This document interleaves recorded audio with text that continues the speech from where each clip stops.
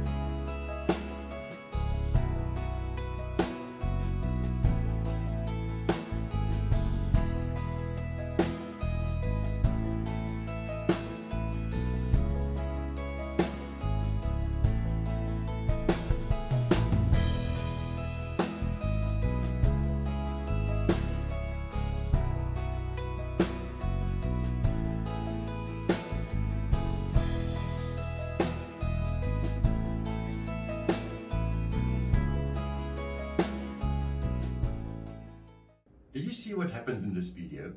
We must give God the glory for all of our accomplishments. If you honor God, He will honor you. So be a man after God's heart. Because of others who helped you, you have success. So honor your father and your mother and your family and your brothers and your sisters, your teacher, your coach, your choir, art and music teacher, because they also help you to be successful. Be humble when you perform. Then you do not need to think someone needs to praise you. Even if you are not good, no one will be able to tell you you are bad. You are who you are. Give God all the glory. When you get very good marks for a test, was it only you because of your hard work? No. Who is the one who made you so brainy and gave you the strength to study that hard? It was God. Who explained the work to you? Your teacher did that. Who paid that you can come to this good school? Your parents. Who must get the glory for all your achievements? Many other people and God. So what is the opposite of humbleness? It is pride. Pride is to think that everything you achieve comes from you and you alone, and that neither God nor anyone else helped you. How do you think Jesus would have responded if someone said to him, "Wow, that was really a wonderful message you just gave the Jews"? I think he would have said, "It is my Father who gave me the words. It did not come from me at all." But how would you then respond in certain circumstances? When someone gives you a compliment, they will quickly be able to tell if you are proud or humble. How would you respond, for example, if someone said to you, "Wow, that is a lovely picture that you have drawn"? Well, do you do the right thing and tell the person, "Thank you very much. God has given me a wonderful talent, and my art teacher has taught me so much"? Or would you say, "Yes, thanks. I'm a great artist, aren't I"? That's the wrong thing to do. How should you respond when someone criticizes you? This is the opposite of a compliment. You did terribly bad in that test, someone tells you. You really must work harder next time. Would you respond the wrong way and turn around and rush away with the words, what do you know? Or would you do the right thing and say, you are right, I did not study as much as I should have. I will definitely work harder next time. It is part of humbleness to admit it when you have made a mistake. So my dear friends, we need God and we need the Holy Spirit to help us to be humble and to honor other people and to also honor God. You're welcome to pray with me. Father God, thank you that you made me to glorify you. Help me to be humble and give you all the glory for my achievements. I want to be humble and admit that other people have helped me to be successful. I do not want to think any more of myself than I should. I want to be honest with myself and admit it when I have failed.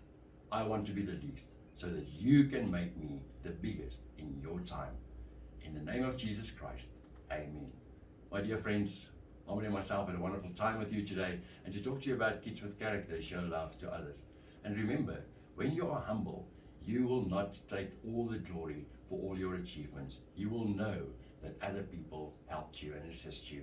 And we need to give God all the glory for our success. I'm looking forward to spend some time with you next time. Until next time, goodbye.